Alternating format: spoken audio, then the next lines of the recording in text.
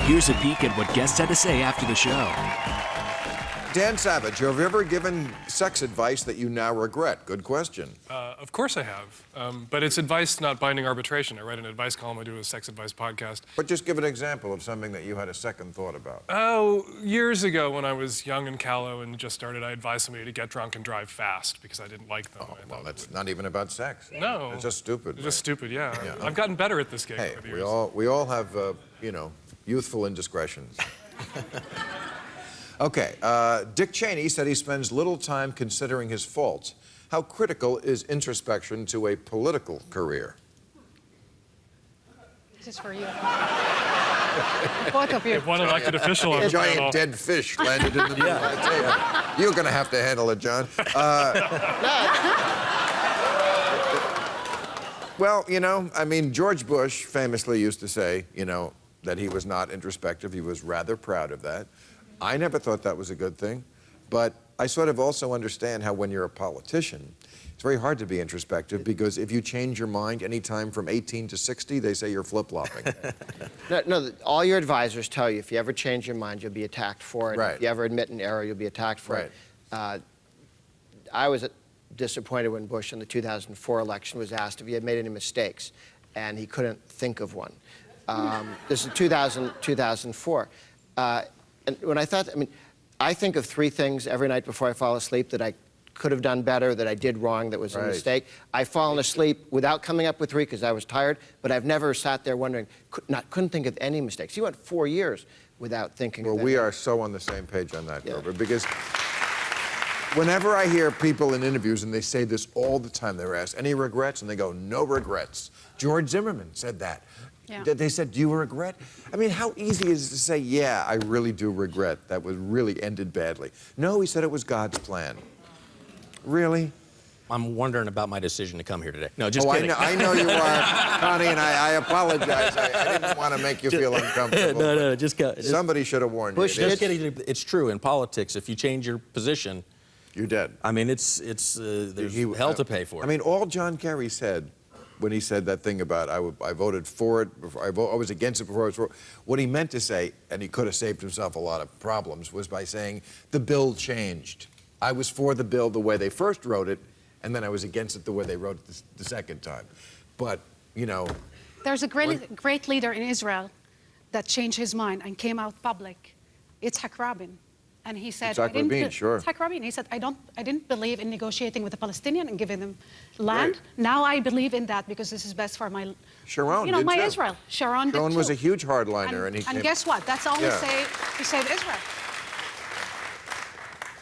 The takeaway, Jews are smart.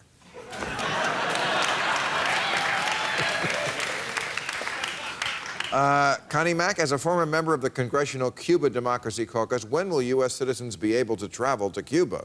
Great question. Well, look, we don't want to put more money in the hands of the Fidel Castro brothers. I mean, look, have you been there? Have you been there? No. Yeah.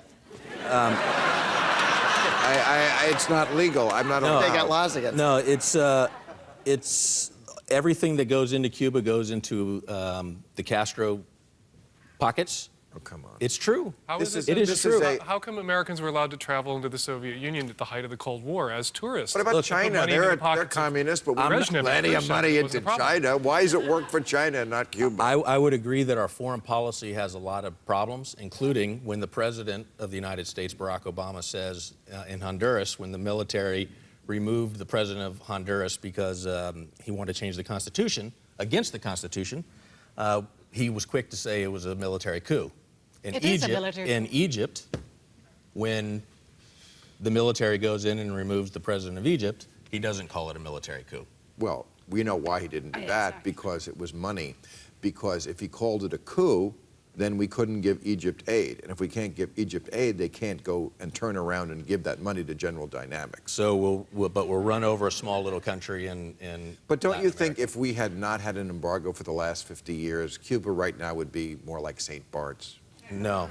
No? I think if do. it wasn't for Chavez helping Cuba. Chavez? Yeah, Hugo Chavez, remember that guy? Yeah, Giving but- all the money and gas to... But Well, that's in first- the Problem last up. years. Yeah, Chavez wasn't on the scene except for the Yeah. last 10 years. I mean, What about they've the got- 20th century? They've got some real economic problems. Okay. On the first anniversary of the Aurora theater shootings, any suggestions on new ways to talk about gun control so that the momentum that is building for gun reform, I haven't noticed that, picks up speed as it did with marriage equality? Oh, wow. If this person thinks that we're going to change on guns the way that we did on gays, they're crazy. You know, Gays, we could move on. Guns, come on. What I don't understand about opposition to background checks and closing the gun show loophole is you would think the people most invested in keeping guns out of the hands of lunatics would be supporters of the Second Amendment and people who want to own their guns. Nothing imperils the Second Amendment more than some jackass like the Aurora theater shooter getting his hands on guns or the guy who shot up that elementary school. And so if this bar was set higher to own a gun, it would make being a gun owner a more privileged and sort of honored position, just like throwing guns out the windows of gun shops to any asshole who walks by is actually in the long run going to one day undo the Second Amendment. You would think that the NRA would be anxious to close the gun show loophole and anxious to make gun ownership at least as onerous as a driver's license. I don't want the federal government to have any of that stuff. I don't want the federal government. I don't like the fact that they're collecting all of this data on now, that they're spying on Americans, that they're using the Patriot Act for their for the government's advantage. Are you on the record Jimmy with that Carter while you said were in that- Congress when George W. Bush was president? Yes, he was. Yeah, actually, I voted against that bill. Yes, Good, he was that's good very to hear. consistent about that. Look, you're right about the surveillance program that needs to be discussed in public. You are so right about it. Let's do what England did. You know, they had this debate, security versus privacy, and this debate went in the parliament and they voted against it. I think we should bring this debate out and vote eventually pro or against it. But the gun thing, it's a huge different issue. federal And I government- hope you're as consistent on that like privacy. I am. That's why I say I don't want to have a registry for the guns. I can vouch for this man. He is consistent on this issue. And Jimmy Carter was You in too? Germany yesterday. Yes. And he said this is no longer really a functioning democracy because our privacy has gone out the window. And he said we owe Snowden a great debt. Would you agree with that? I'm not getting in the business of calling him a hero or a traitor, but I am glad that the public is seeing what is happening in the federal government and seeing the data that is being collected on everyone. If you look at the facility that's being built in Utah, it's able to hold 1,000 years of all of the data that has already been collected around the world. I mean, this should frighten everybody that the federal government has this type of, there's no way that the federal government should have this type of information. It will only be used to manipulate and intimidate people, and I don't think it's a good thing. It's a slippery slope that they will cross. At some point, I mean, the thing is that they really haven't done anything with it so far that has made people outraged. But what happens That we know of. That we know of, right. But what happens the first time somebody says, we're only supposed to use this information to catch terrorists, but we just saw something about a child molester. Can we use it now? Who's going to stand up and say, no, you can't use it against the child molester? First conviction using the powers of the Patriot Act was some strip club in Las Vegas. Right. The powers of the Patriot Act are remember not limited to going after terrorism. When we had this discussion and they were putting it forward, the list in the Patriot Act is all the stuff that Clinton put forward after the Oklahoma bombing, and he said, we need all these powers. I mean, he didn't. The guys, the prosecutors in the Justice Department were ready with the stack of papers. And the Republicans in Congress said, you've got to be kidding me. We're not giving any president these powers.